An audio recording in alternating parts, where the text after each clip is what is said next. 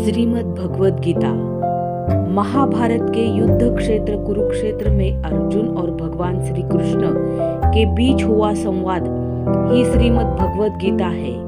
जब अर्जुन अपने ही सगे संबंधियों को युद्ध के मारने का विचार से मोहग्रस्त होकर शस्त्र छोड़ देते हैं, तब श्री कृष्ण उसे जीवन, कर्म, धर्म, भक्ति, ज्ञान और मोक्ष का उपदेश देते हैं।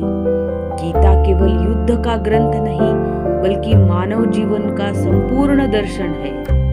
अध्याय 1 अर्जुन विषाद योग। अर्जुन युद्ध भूमि में अपने गुरु पितामह भाई बंधुओं को देखकर अत्यंत दुखी हो जाते हैं। वह कहते हैं कि ऐसे युद्ध से राज्य, सुख और विजय का कोई अर्थ नहीं। करुणा, मोह और भय से वह धनुष छोड़ देते हैं। यह अध्याय मानव जीवन की आंतरिक कमजोरी और मानसिक संघर्ष को दर्शाता है। अध्याय 2 सांख्य योग। श्री कृष्ण अर्जुन को समझाते हैं कि आत्मा अमर है, न जन्म लेती है न मरती है। शरीर नश्वर है, आत्मा शाश्वत। मृत्यु से डरना अज्ञान है। श्री कृष्ण कर्मयोग, स्थित प्रज्ञ, समत्व और आत्मज्ञान का उपदेश देते हैं। कर्तव्य से पलायन पाप है। अध्याय 3 कर्मयोग। कृष्ण बताते हैं कि कर्म किए बिना कोई नहीं रह सकता। कर्म त्याग नहीं बल्कि फल की आसक्ति का त्याग आवश्यक है। यज्ञ भाव से किया गया कर्म मनुष्य को बंधन से मुक्त कराता है।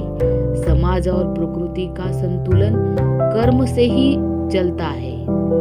अध्याय 4 ज्ञान कर्म संन्यास योग। भगवान बताते हैं कि यह ज्ञान उन्होंने सूर्य, मनु आदि को दिया था। जब जब धर्म की हानि होती है वे अवतार लेते हैं। ज्ञानयुक्त कर्म पाप को भस्म कर देता है। गुरु से विनम्र होकर ज्ञान प्राप्त करना चाहिए। अध्याय 5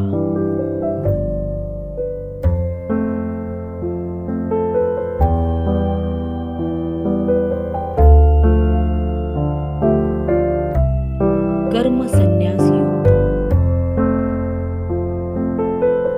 सच्चा संन्यास बाहरी त्याग नहीं है बल्कि अंतरंग वैराग्य है। कर्मयोग और संन्यास दोनों मोक्ष के मार्ग है, पर कर्मयोग सरल और श्रेष्ठ है। ज्ञानी पुरुष सुख दुख में सम रहता है। अध्याय 6 ध्यान योग। यह अध्याय मन के संयम और ध्यान पर केंद्रित है। योगी एकांत में संयमित आहार विहार के साथ ध्यान करे। मन चंचल है पर अभ्यास और वैराग्य से नियंत्रित हो सकता है। योगी सब में आत्मा को और आत्मा में सबको देखते हैं। अध्याय 7 ज्ञान विज्ञान योग। भगवान अपनी अपरा और परा प्रकृति का वर्णन करते हैं। यह संसार उनकी शक्ति से चलता है। जो सच्चे मन से शरण में आती है वे भवसागर पार करते हैं। 4 प्रकार के भक्त बताए गए हैं। अध्याय 8 अक्षर ब्रह्म योग। मृत्यु के समय भगवान का स्मरण करने वाला मोक्ष को प्राप्त होता है। ओंकार ब्रह्म आत्मा और पुनर्जन्म का रहस्य समझाया गया है। जीवन भर जैसे चिंतन, मृत्यु में वैसे ही फल मिलता है। अध्याय 9 राज विद्या राज गृह्य योग। यह गीता का अत्यंत गोपनीय ज्ञान है।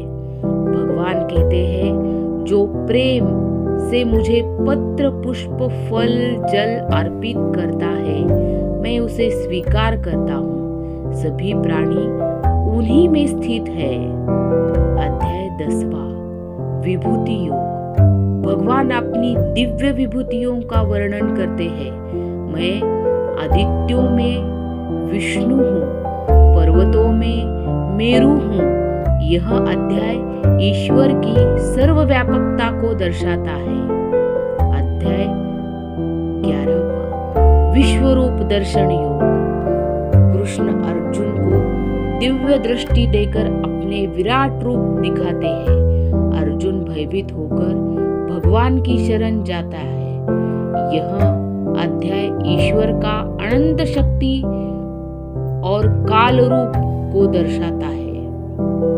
अध्याय 12वां भक्ति योग। भक्ति को सर्वोत्तम मार्ग बताया गया है। सच्चा भक्त द्वेष रहित, करुणामय, क्षमाशील और समभाव वाला होता है। भगवान कहते हैं, मेरा भक्त मुझे अत्यंत प्रिय है। अध्याय 13वां क्षेत्र क्षेत्रज्ञ विभाग योग। शरीर क्षेत्र है और आत्मा क्षेत्रज्ञ। सच्चा ज्ञान आत्मा और शरीर के भेद को समझाता है। प्रकृति और पुरुष का विवेचन किया गया है। अध्याय 14वां गुणत्रय विभाग योग। सत्व, रजत और तम ये 3 गुण मनुष्य को बांधते हैं। जो इन तीनों से ऊपर उठ जाता है वह ब्रह्म भाव को प्राप्त करता है। अध्याय 15वां पुरुषोत्तम योग। यह संसार उल्टे अश्वत्थ वृक्ष के समान है। भगवान स्वयं पुरुषोत्तम है। जीवात्मा उनका अंश है। ईश्वर की शरण में ही मोक्ष का मार्ग है। अध्याय 16वां दैवासुर संपद विभाग योग। दैवी गुण अभय, सत्य, करुणा। असुरी गुण अहंकार, क्रोध, लोभ। दैवी गुण मोक्ष प्राप्ति देते हैं, असुरी गुण पतन। अध्याय 17वां श्रद्धात्रय विभाग योग। श्रद्धा भी सत्व, रज, तम के अनुसार होती है। आहार, यज्ञ, तप, दान सब गुणों से प्रभावित होते हैं। अध्याय 18वां मोक्ष संन्यास योग। यह गीता का निष्कर्ष है। कर्म, ज्ञान, भक्ति तीनों का समन्वय भगवान कहते हैं। सर्वधर्मान परित्यज्य मामेक शरण व्रज। मेरी शरण में आओ, मैं तुम्हें मुक्त कर दूंगा। गीता का संपूर्ण संदेश। कर्म करो, फल छोड़ो। आत्मा अमर है। भक्ति सर्वोत्तम मार्ग है। अहंकार त्यागो। ईश्वर पर विश्वास रखो। जीवन को धर्म से जियो।